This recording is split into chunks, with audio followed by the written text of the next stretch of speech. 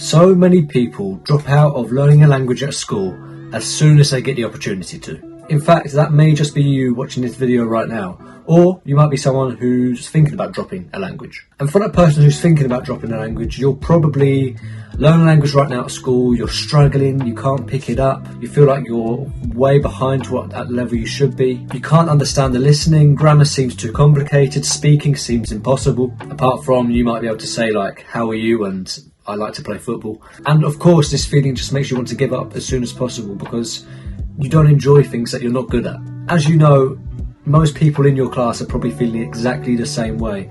And this is true because you see people across all schools, as soon as they get the opportunity to, after GCSE, drop the language that they're learning, then they do. A couple of years later, after school, after university, people are in their careers, and they look back at their time learning a language in school, whether it be Spanish, French, German, and they look back with regret. They wish that they had done better, they wish that they had learned the language whilst they were still at school. Well, I'm here to tell you that languages aren't as difficult as they seem in school. Don't get me wrong, languages are still challenging, but they're nowhere near as difficult as people make them out to be. And I also want to clear up something, it's not the schools that teach them in the wrong way. They don't actually have much of a choice, and that's what we're going to be talking about in this video today. How can you learn a language whilst at school? And this is with the idea in mind of trying to get the best grade possible in education, at school, of course, but also trying to make as much personal progress as possible. Have conversations, have great experiences, travel opportunities, stuff like this to open up both the educational world and also personal world with languages for yourself.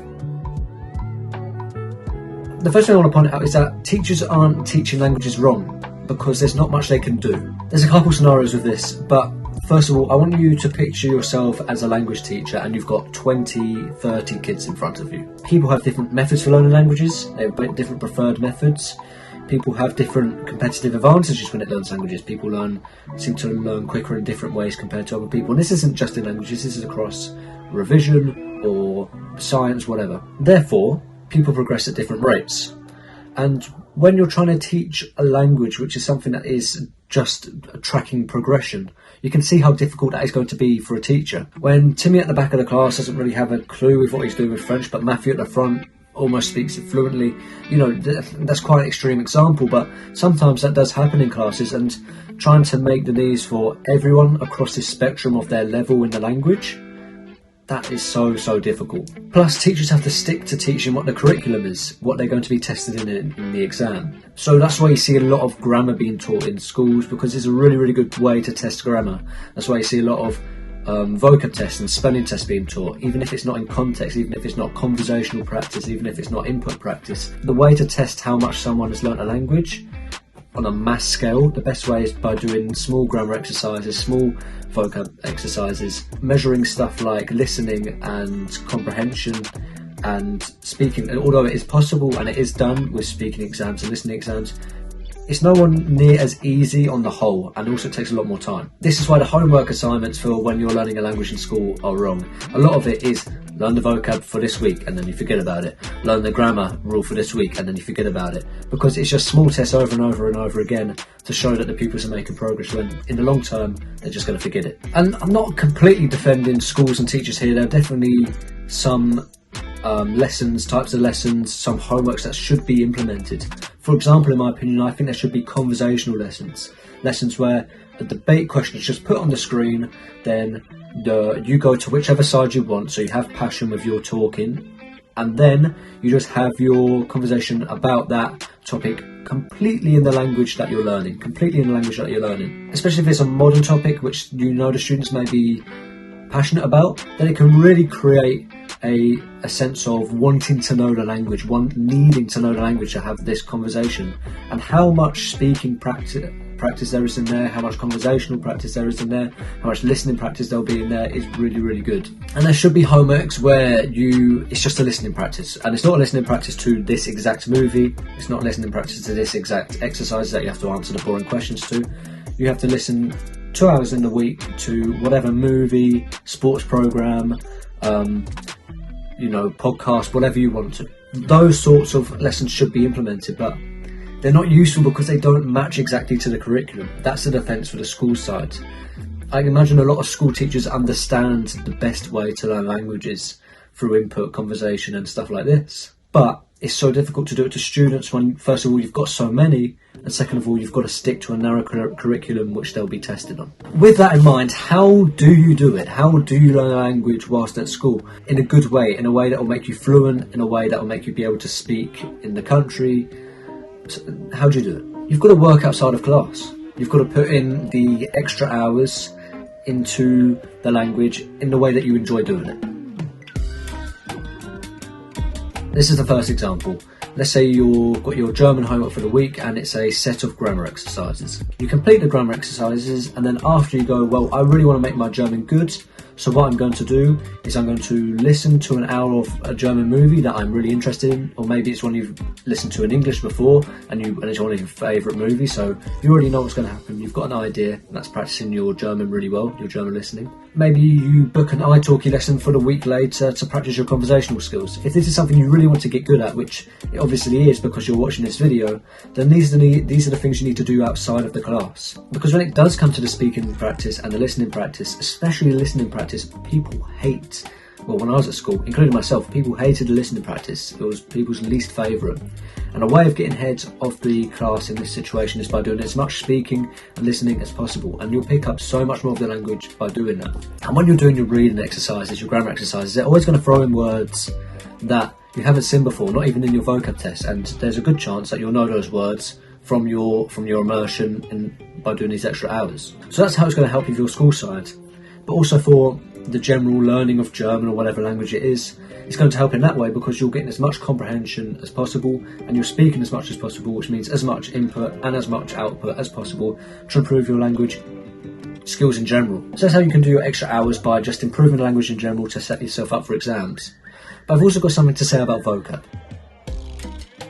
At my school, we used Quizlet for vocab, and what we would do is we would get the vocab list for the week. Okay, these are the however many words you need to learn for the test at the week, the vocab test for the week. Or what I used to do, and what I know many other people used to do, is you should bang out those vocab for the week, and then as soon as that test came along, you'd almost throw up all the knowledge onto the page.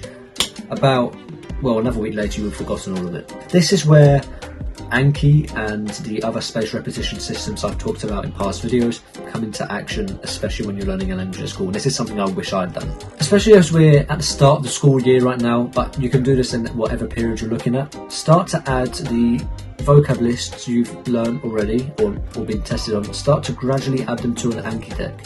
You'll get to a point where you catch up with where you are right now, and then just add them as you're given the vocab lists. This means you obviously use your Quizlet to revise them for the week, and then as soon as that quiz is gone, you do well in the test or you do badly in the test, whatever, you then put the whole list gradually into an Anki deck, and over time that will use a spaced repetition system to put it into your long-term memory. This is a really good way of doing things, because through the Quizlet method of vocab test each week, vocab test each week, vocab test each week, it goes into your short-term memory and then it quickly disappears. In fact, if I asked you what the majority of the words meant from the first vocab test that you did this year, you probably wouldn't have a clue what any of the words meant. By consistently reviewing them through a spaced repetition system, they will ultimately go into your long-term memory, and then by the time it comes to the test at the end of the year, you will be familiar with all the words on a consistent basis, which is what you want. Plus, putting it into the real life scenarios, when it comes to the speaking, listening practice, you will recognise more of the words because you will have more words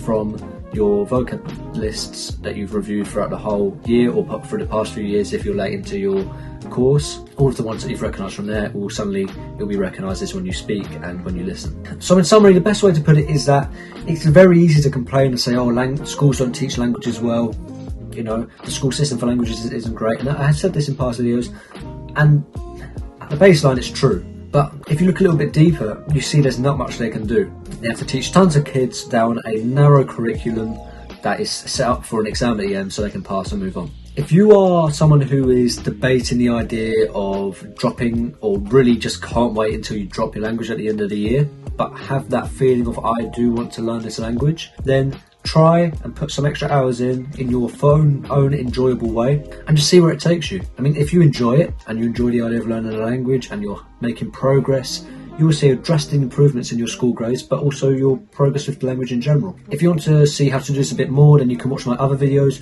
or you can even read my ebook, Acquire Languages.